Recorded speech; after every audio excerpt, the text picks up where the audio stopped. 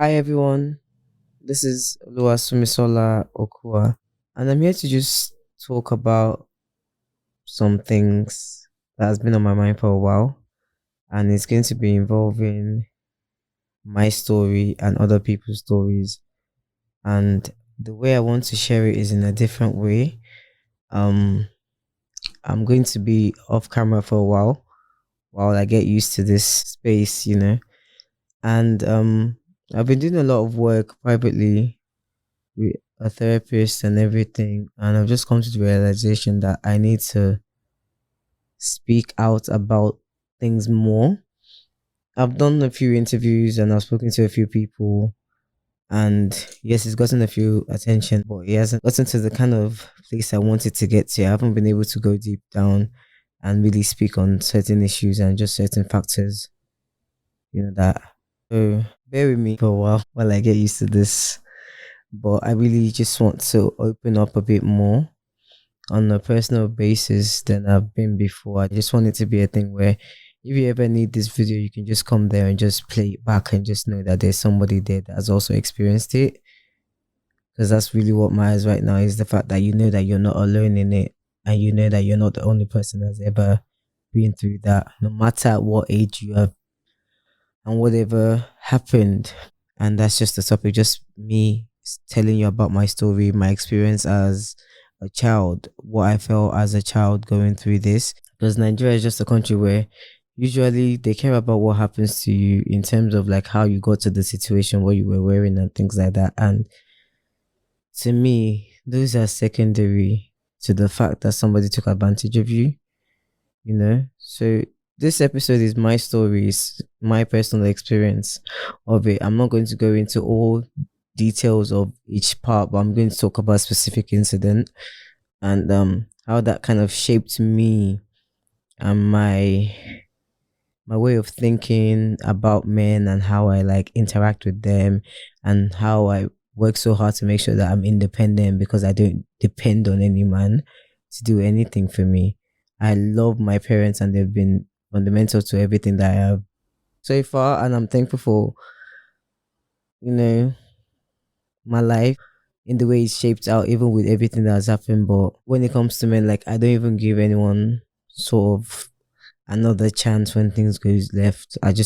I'm done. I'm next, because I just can't deal with them. But I'm getting to a point where I need to like be able to cope and coexist, and especially with the line of things that I do, I need to be able to interact with them. So this story is about my abuse from the age of 3 to the age of, let's say, 7, 8. I've blocked out a lot of things, so hopefully in this podcast, you guys will be able to understand me and understand how this shaped me to be who I am today. I'll take you back to my earliest memory of this individual. I was 3 and we had a birthday party for me and my brother, and I have family videos. We have cassettes and stuff from back then.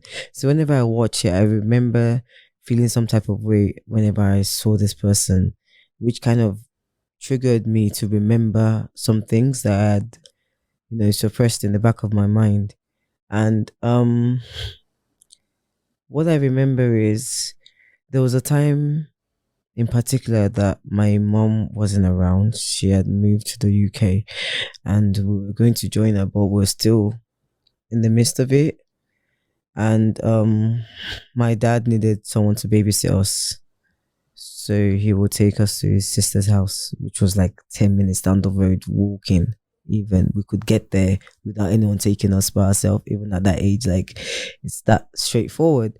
And we would spend most of our time there, and it was traumatic. Apart from the abuse, it was just the fact that, in families, as much as they say they're there for you, they might be even doing more harm to your kids than good. And it was a situation like that where his sister wouldn't even be at home.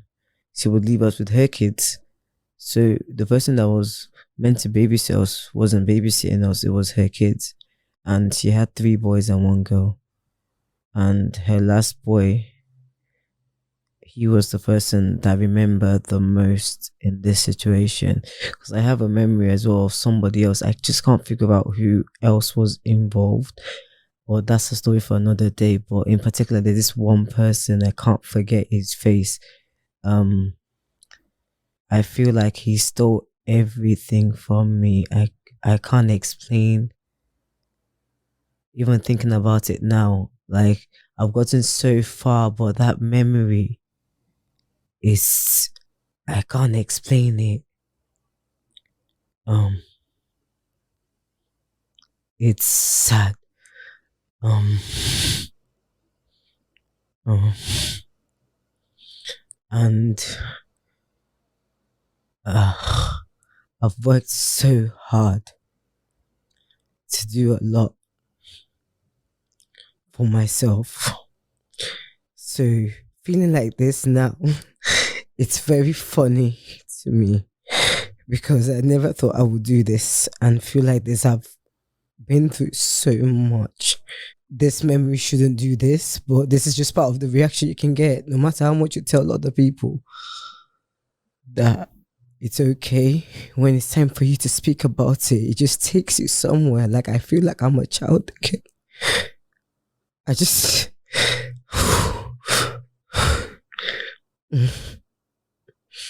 I feel like I'm a baby again.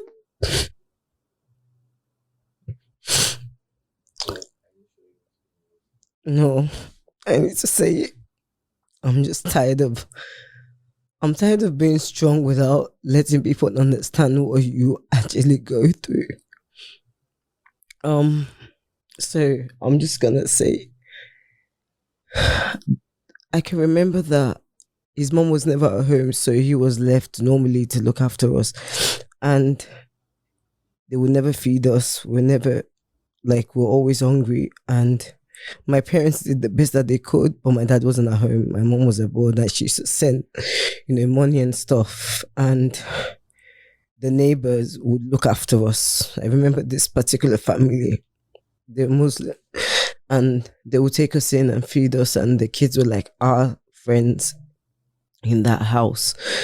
I remember the house, I remember the rooms, I remember everything about it, and I remember even once, I've only been there once since I left Nigeria. Went there once and I just couldn't get over, like, there's something about this room, this house. Like, I remember this place, but I couldn't remember what happened and stuff. So I feel like I blocked out a lot. But when I knew something was up with me in particular was when I started watching Law and Order Special Victims Unit. If anyone watches that show, they won't understand what I'm saying. That's when I kind of realized that what happened to me wasn't normal, because I never spoke about it to my parents. I never said anything to them. So I remember being in a room with somebody, and he was just asking me to do things that I didn't understand. And because this person is meant to be my cousin, right? It's not something I expected. Like, in my mind, like, this is wrong. I just was like, I don't like this, but there's nothing I can really do about it, And just someone threatening you, telling you that if you talk, they're going to kill you, or your parents are going to hate you and things like that. Like, everything your parents are going to do is going to be in vain, things like that. So it was like, I kept everything like it's our family secret. And I don't blame my parents because they didn't know. But I remember saying to everybody, I don't want to be in this house. I never wanted to go there.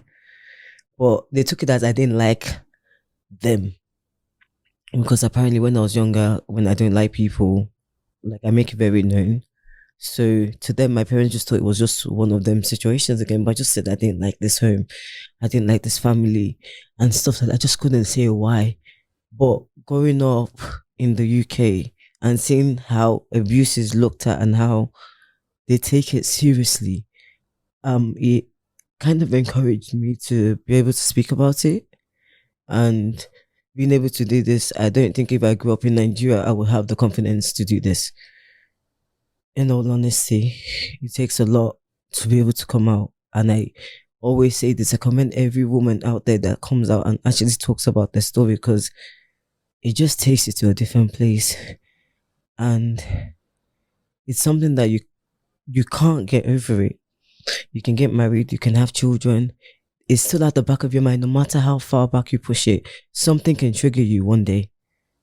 Speaking about this now is triggering me, and I'm going through my triggers, and I'm trying to like breathe through it and stuff, and still talk about it. And that's what I've learned from therapy. So I would advise, if you can do it, do it. If you can't, there are helplines, there are people out there, there are volunteers, and people out there that can help you. So if it's something you can do, try and speak to somebody, even if it's somebody that's not in your family, that you trust, that you can speak to. Just saying it once, it makes you feel a lot different. You still feel the pain, you still feel all of that, but it just makes you feel a bit lighter, like somebody knows, no matter who the person is. You can even say it to a baby. Just say it to somebody. I'm telling you, it would make a difference in your life in terms of how you feel as a person. And I know that there's something about justice. I haven't gotten justice for mine. I can't get justice for mine. But what I do know is that God, where I am today, let me just say this, where I am today and where the person is, I thank God for where I am. So everyone gets their own karma. It might not be in this generation, it might be in the next, but just know that even if you don't get the justice physically, God still has you. And I thank God for where I am. That's literally what I can say about in terms of justice. I literally just thank God for where I am. This situation, it's scary when you trust somebody with your children and they take advantage of it. And it tends to happen in families. And I know a lot of people personally that don't speak about it because of their families. What would they say? I was scared of what my parents would say if I told them about it. This went on from 3 to I normally say 6, because from 6, I think I started blocking out what was going on. So for me, from the age of 6, I just jumped to I'm in the UK. That's literally how my life has been. Is from the age of 6, I just jumped. I'm in the UK. I blocked out 2 years. Oh, wow. Now I have a son, right?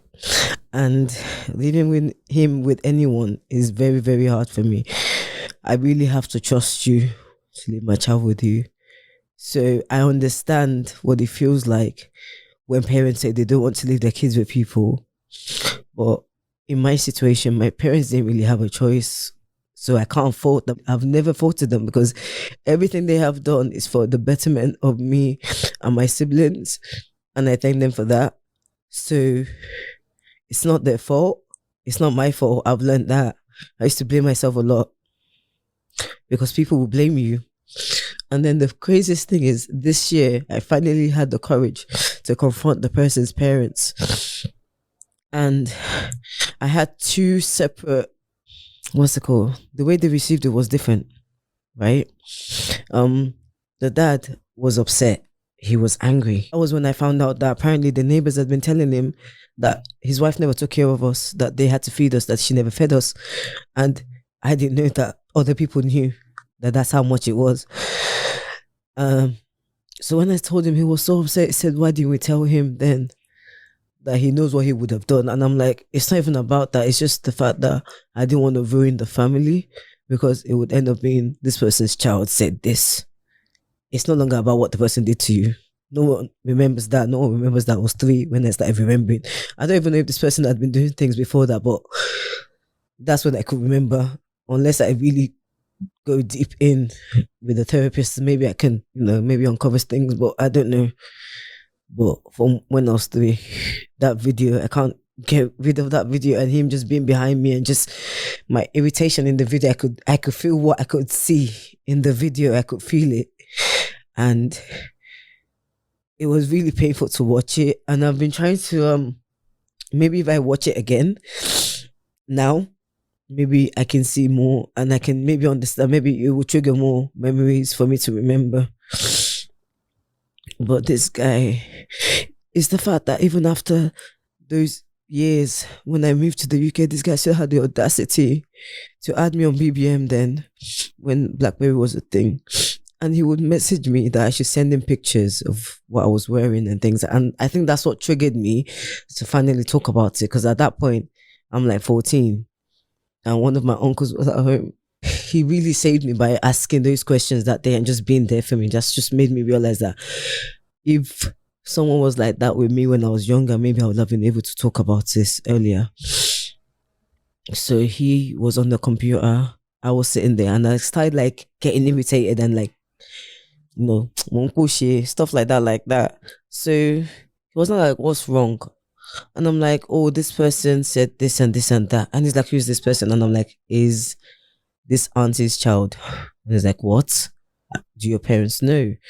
I'm like, no. So I kind of told them a bit about what happened or something like that. And they told me I need to tell my parents that day. So I remember my mom came back from work. I told my mom first. She didn't really show it, but I knew she was upset. And I knew she was just confused as to when it would have happened because in her mind, it couldn't have been when she was around. Someone would have done that to her kids because she made sure we were with her everywhere. So she was upset and then it was just telling my dad. And guys, telling my dad was the hardest thing because I didn't know what to expect. I was ready for a fight. I was ready for him to argue. I was ready for him to defend them. But my dad didn't do that. He did the opposite. So I'm guessing the love he showed me that night, I wasn't expecting it from him. Because, his sister's child, I didn't expect him to defend me, but he did. And he was upset and he cried. And that was the first time I'd seen him cry before. So just telling them that day, it kind of relieved a lot in me. But saying this now, it's going to relieve so much more. Because I've never been this deep with it. I'm just going to be going back in memory because as I'm remembering things, I'm going to be talking about it. Okay, let me just say this. When you go through childhood trauma, it can either make or break you when it comes to like your sexual needs when you get older. It sometimes affects you. You either are proactive and you like excessive sex and stuff like that, or you're the opposite and you just don't like anything. I felt like growing up I didn't like anything. I didn't want anything. So things like that, it affects you. So with me, it takes a lot for me to be like, I want to be with someone. So when I do and that happens, it's like I value it, but not everyone can understand that unless they know your story. So yeah, I remember one time they were talking about this person coming to the UK and I went to school. I was like 15, right after I told my parents anyway. And I told my teachers, okay, so I was studying religious education and we had a conversation in the classroom regarding sexual abusers going to prison, what would happen to them. And I was just like very heated in the conversation to the point that my teachers, they noticed that I was really upset. And they wanted to watch a movie about like pedophiles and stuff. And I just lost it. And I think those were part of like things that trigger me, I guess, knowing that someone can do that to a child and they can get away with it. From young, like people have always been asking me, why do you like law?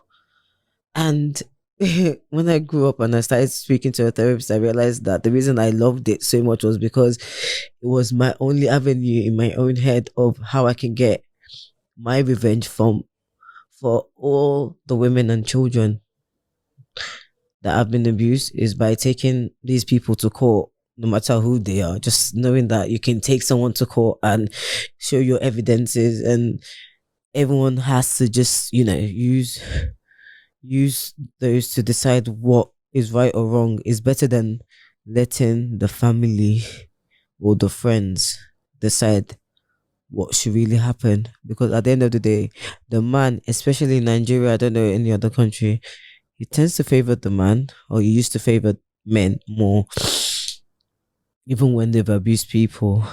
So, speaking to my teachers, they were like, they would be able to go to like maybe the immigration and put his name down and stuff, and just let them know that if he ever enters the country, he should be arrested for this and that. That kind of was part of the reason why I said, you know what, I'm gonna study law, and even if I can't get my justice personally, I can get it for other women and stuff like that. So yeah, and therapy. And the way I even received the therapy was just because I've been through a lot. Let me just say it like that. So I was recommended a therapist, and just speaking to her, we went deep, and that's when I started even understanding things myself, even about myself. Therapy helps. You just have to give it time.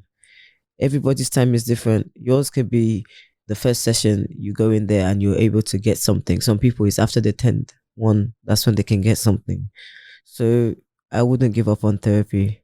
If that doesn't work, change your therapist. I had a Caucasian therapist initially, and then I switched to a black therapist. She was Jamaican, and even when I was speaking to her, she was like, how the hell were you taking these things from these people? I'm sorry to say. And I was like, listen, when you're from Nigeria, you just take a lot of stuff. That's just how it is. So the therapy really helped. That in itself, I really commend the UK government on that. Even though it's hard to get, the waiting list can be long, but once you get on the waiting list, you're halfway there. And if you can afford to pay privately, even if it's once in a while, just do it. Or go to your church. Not the typical Nigerian church. That's not the church I'm talking about, but go to a Catholic church when they're doing the confession. You can speak to a priest. They are sworn to something. They're sworn to something, yeah.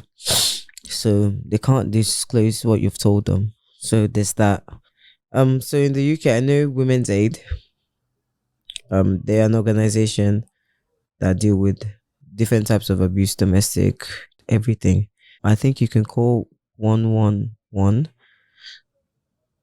and speak to someone in mental health, and they'll pass you on to someone who would speak to you in that time and stuff. So you can just vent about what you're feeling. And if you're a child, you call the child line. They're there for you. Just to close on my own episode, I would like to thank everybody that has actually like been there and supported in terms of my progress in becoming who I am today. And that's just the topic. I would love to keep this conversation going. You can send in your voice notes, send me a DM, send me a message via email. I'm going to leave all this in the description box. So yeah, you guys can contact me. I can contact you guys, and we can keep this conversation going and help other people, and let our stories be known. My name is Oluwasunmisola Okuwa, and this is my story. When it comes to, where to go, who to speak to, what to do after you've experienced these things, I have found numbers of organizations in Nigeria that support women and children when it comes to these situations.